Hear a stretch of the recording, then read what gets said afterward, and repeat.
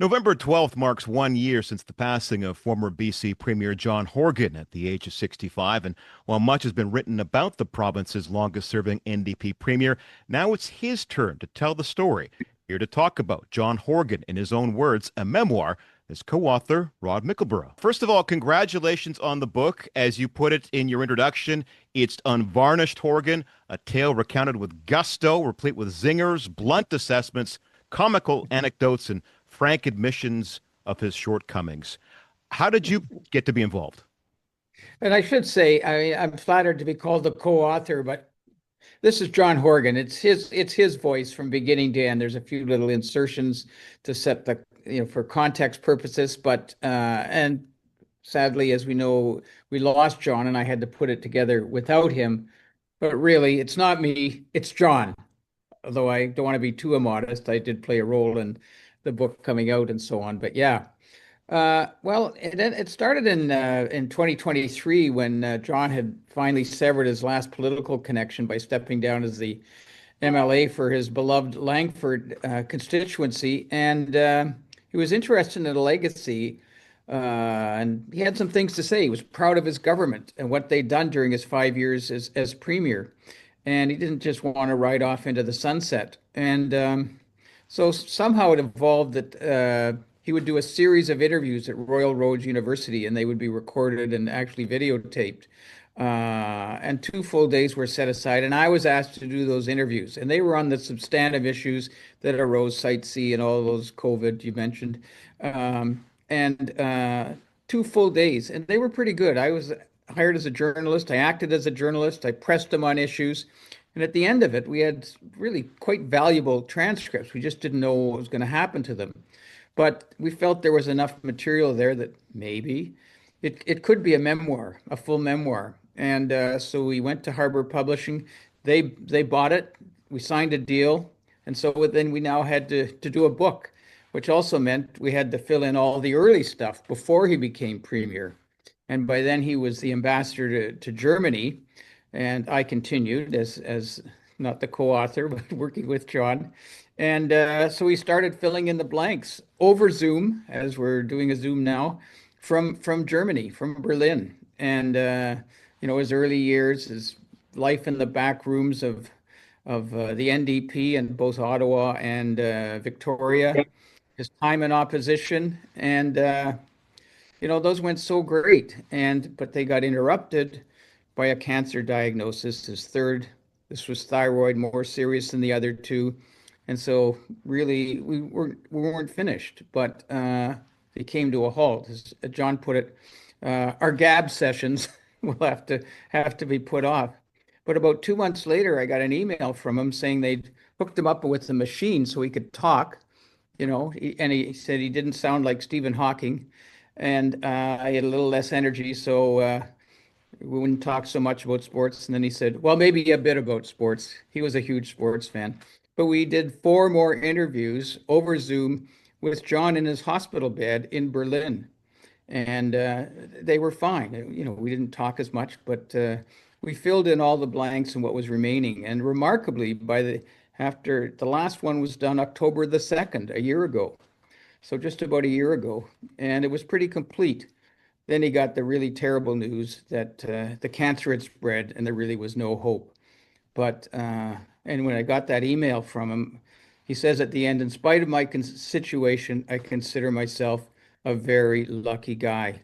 And that was John Horgan. But for the book's purposes, we had it. It was done. And, I had to put it together without John, which was tough. But really, there was so much good material there that it, you know, as if I don't know whether you've read the book, but there's lots of really great stuff in there. Was there anything left over, having said all that? Oh, yes. I didn't want to, I couldn't write it all, couldn't use it all. But, I had to use some discretion because I couldn't go back to John and say, you're pretty tough here, John. Do you really want this to be in the book? Because print is different than, say, radio or whatever. It's permanent. It sits there in the book. And he might be slagging somebody. And a lot of our conversations were very, we were on a roll. We're talking. It was like having a beer. And sometimes you're a couple of bros, and you just talk, right? And you're not really thinking about it being in print. And so I had to make some decisions, and sometimes I used discretion. And the people he identified as dickheads are not are not identified in the book, that kind of thing. But it's still John. There's still some f-bombs in there, and then I couldn't go and say, do we need to add something here, or maybe we're too much here? Those kinds of things that you would expect to talk with the guy. After all, it's his memoir, but I had to do that myself.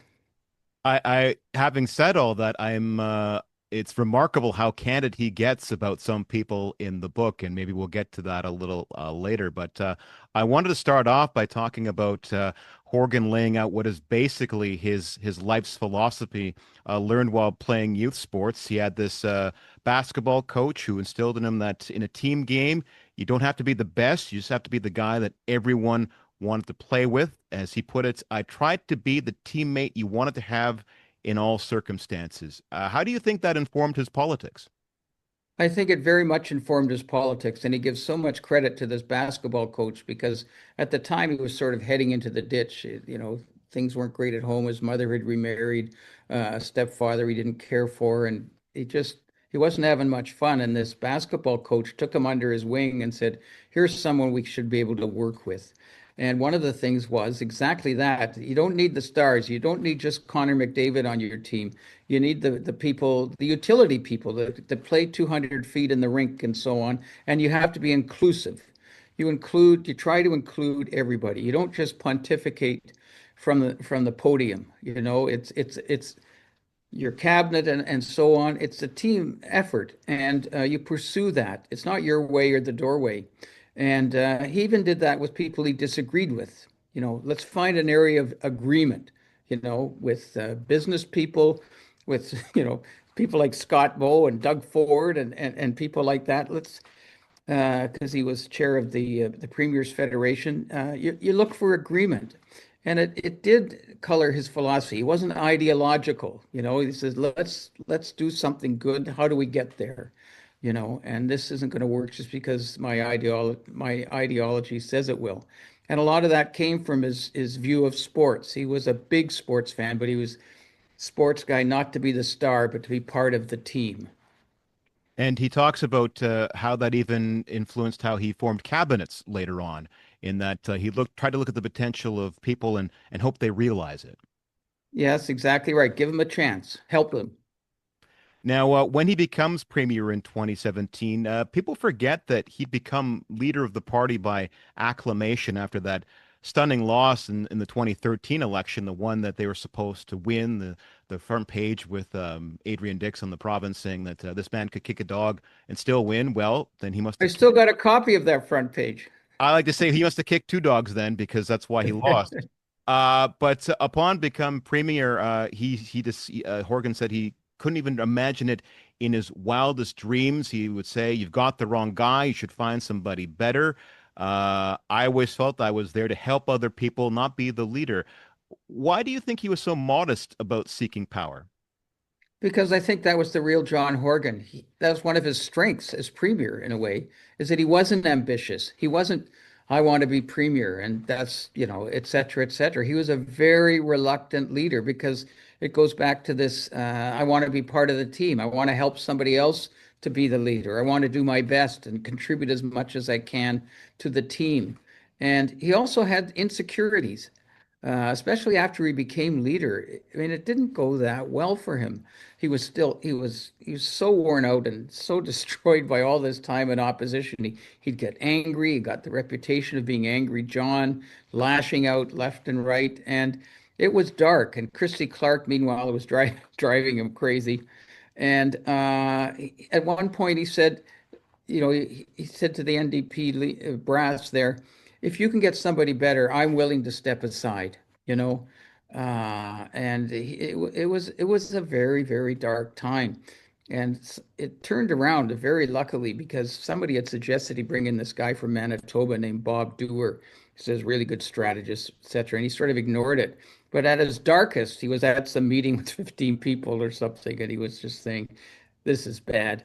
And at that moment, Bob Doer's business card fell out of his address book, and he said, "Well, what the hell?" And he phoned Bob Doer. Bob Doer came out and said, "Okay, I can help."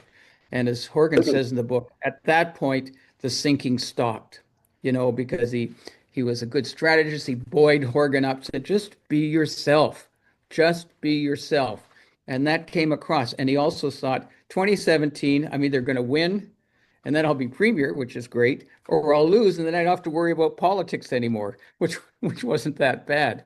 So he became really a different person with the arrival of Bob Doer. And then as premier, people said, "Oh, you really changed, John." And Horgan thought, no, no, this is the real me as premier, a happy guy because I'm able to do things for people. I'm not just in opposition railing about ineffectively, hoping maybe I can get a story on the front page of the paper, but it's just criticizing the government. So that was the real, I was always an affable guy, he said. It's just that the circumstances made me angry when I was in opposition, but as premier, it was totally different. He was doing things for people. Now, we talked a little earlier about just how candid John Horgan gets in these pages. And I found his look back on the toxic drug crisis. One example of that, he says he regretted setting up a separate ministry for mental health and addictions, despite BC being the first province in the country to do this. Why do you think he came to regret that? Well, I think he saw that it wasn't working. It didn't come with most of the money was still in the health budget, and so they didn't have a large budget. And he thought that what happened was that it was addictions and mental health. At the time, he was more concerned about mental health, although he was certainly aware of the fentanyl crisis, the addiction crisis. But over time, the addiction crisis took on more and more prominence and more attention. And he felt the mental health aspect of that portfolio was shunted aside, not because it was anybody's fault, but it was, this is what people were concerned about. This made the headlines, every month, and this drove him crazy. The coroner would come out with the updated death tolls from overdoses. And so then it would refocus, and people that had ignored the crisis, for the previous 4 weeks, suddenly they'd have this total and they'd hammer away in the legislature. You don't care about these people. And it just was there all the time. And they tried lots of different things. The crisis continued unabated. And I think by the end of it, he was just angry that people couldn't come together and work on a solution. He was all for harm replacement and these things, safe supply and so on. But he felt nobody could really come to a conclusion. What was the best way to go? Everybody had different ideas. And he considered it a failure, and it bothered him. When I talked to him about it, he was angry. He was upset. He was still frustrated that they hadn't been able to do more, and some of that he blamed himself for. He refers to then Vancouver Mayor Kennedy Stewart as someone who saw himself as czar of saving the world without having much idea of what he was talking about. Is that one of those moments where you're like, "Are you sure, John? Do you want that in print?" Well, you don't know whether I even toned it down. Oh, I don't know that. I'm not going to tell you.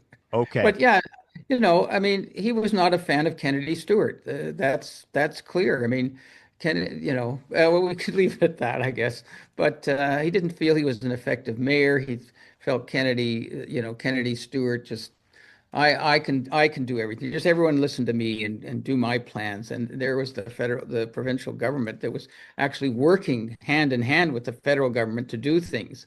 And so, yeah, not a fan of Kennedy Stewart.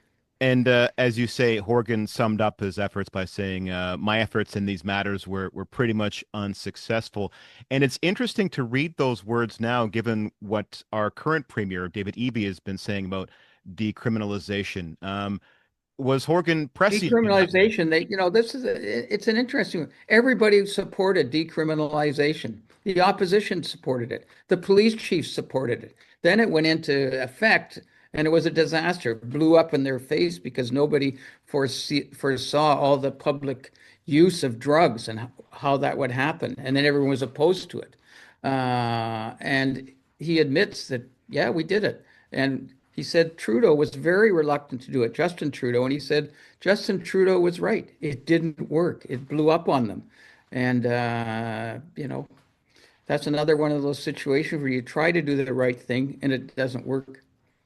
Another good example of that would be the 2021 Heat Dome, where Horgan famously said in response to an 11:30 reporter that fatalities are a part of life, and he would come to say that he misspoke there. What do you think that moment taught him? Well, I think when he said that, and it was really, it was just such a clangor. I mean, it was just so obvious. I don't think he quite knew the extent of how many people had died. It turned out to be more than 600. And as he says in the book, I regret saying that for to the end of my days. It was terrible what I said. But he said, okay, I said it. I apologized. I said it was the wrong thing to say. Why you keep hitting me over the head about it? I'm not always right. I'm not always perfect. I make mistakes, and this was one of them, and it did affect him. I mean, he was sincere in saying, "Boy, that was a terrible thing to say." But move on was what he would say. A year later, why are you still hammering me over that? I mean, and out of that, we have the Hydro's air conditioning program for low-income earners, a dedicated ministry of emergency management. So it's not like the government didn't learn something from this ultimately.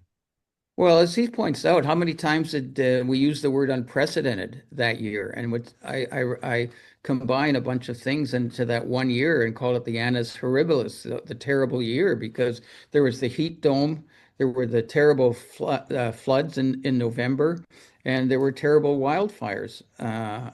Lytton burned down. I mean, then he was diagnosed with his second bout of cancer. It was a terrible year, and those floods were unprecedented. The heat dome was unprecedented. They'd never faced things like that before. And sure, you should be better prepared always. But and they did take action. I mean, they didn't just say, "Well, this is unprecedented. It'll never happen again." As you point out, there was constructive reaction and so on. One of the trickiest parts of politics, maybe the trickiest, is knowing when to leave. Yet Horkin says there were signs he had to go. There were hints. What were some of those hints for you? Well, that terrible year in 2022, that took a real toll on him. I mean, they'd done a lot of the good things, and sort of being premier wasn't as much fun anymore because these really grave issues were accumulating. And so there was that, plus the fact that he was diagnosed with cancer, with bladder cancer. And it all took a toll on him. And then, we all remember the way the BC Museum announcement blew up in their face. It's going to be closed for 8 years. It's going to all these things. And the reaction was just universally hostile. And John reflects in the book, how could I have missed that? There would be all this opposition, that this wasn't a great plan. And he walked it back. He owned the blunder in a sense. And but he said it was a sign to me that maybe I'd been doing the job too long and I was missing things, and maybe it was time for someone else with a fresh approach to take over. And I give him credit for that. I mean, we know Justin Trudeau wouldn't leave, Justin, it's time to go. And he wouldn't leave. John knew when it was time to go, and leave it to somebody else, not just hang on. And he made that decision, and it was a very mature decision, I thought. He wasn't relishing the job as much anymore. Let's be frank. That Royal BC Museum incident really seemed like, even in the moment, it seemed like a time when his political instincts had let him down, like that he really Yes. lost it there. That's exactly right. What he said, okay, it needs to be improved. I really care about this. It's a really popular attraction, but it's built in the 1960s. It needs a revamping. And he left it to the people in charge, and felt when they came back, because they'd studied it for actually quite a long time already, he just assumed, without really looking closely at it, that they knew what they were doing, and they were going to be exhibits traveling around the province, and while the museum was closed, and there was going to be a new archives, etc. And he thought, oh, okay, and boy, did it ever blow up. I mean, closing it for 8 years. I mean, how could he have missed that? And that's what he says. How could I have missed that? That's a sign that my instincts aren't what they were. And he Now, wasn't paying attention to the details as much, too. Now, the book ends with Horgan talking about his political legacy. As he put it, for us to have political success, we needed to demonstrate to voters that the mythology that we couldn't run a peanut stand was just that, a myth. He left the province with a surplus, but given the state of the books today, what shape would you say that legacy is in now? Well, I think not everything we talked about is in the book, but I think he worried about the fact that things had drifted since he left, and he was wondering whether he should address that in the book. We never got a chance to really canvass that, but at one point he was mulling about whether he should deal with anything that happened in BC after he stepped down as premier and became German ambassador. It never went beyond that. It's just wondering whether we didn't discuss it, but it was on his mind, and uh, I guess it speaks for itself. But then, in some ways, and this is not. I mean, the book is. I'm a fan of the book, and other people are too. It seems, anyway. It's John Horgan, but one of the things about the book is that it'll be a reflection of an era that may have passed, with social media and the partisanship and tariffs and more climate change disasters. I mean, it's a different world, even in the short time that there's been since John stepped down.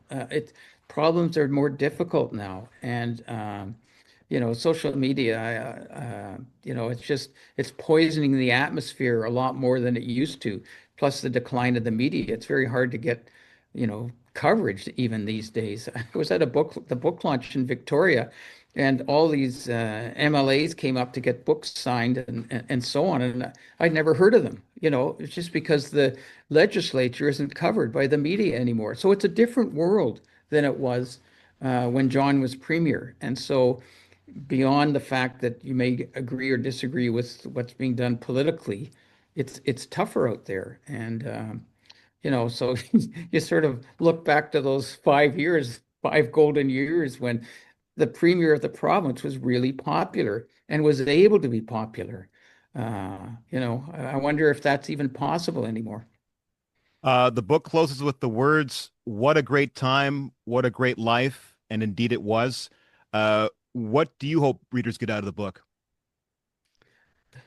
Well, I think they'll remember, I think, a really remarkable person, John Horgan, and also beyond his success as premier, because I think it was clear he was a success as premier, his popularity showed that, is that you'll get a sense of John Horgan, the person who was not the premier, about his early life and about his early time in politics, his ability to tell a good story, and he enjoyed his life and he enjoyed talking about it. And that enthusiasm comes through in the book in a very positive, enjoyable way, I think. It's a good read. I mentioned it's like having a beer with somebody, and you're reading it and you think I'm there with John Horgan. He's talking to me about all this stuff. So beyond all the political things and the serious stuff is in there, the UNDRIP and Site C and LNG and so on, and in a very good way, how they dealt with COVID. But you also get a sense of John, the person.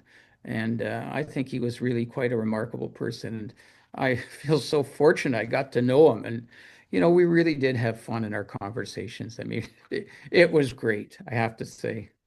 He was a wonderful person to talk to. The name of the book is John Horgan in His Own Words, a memoir. It's available from Harbor Publishing. My thanks to co-author Rod Mickleburgh. Thanks, John. This was great.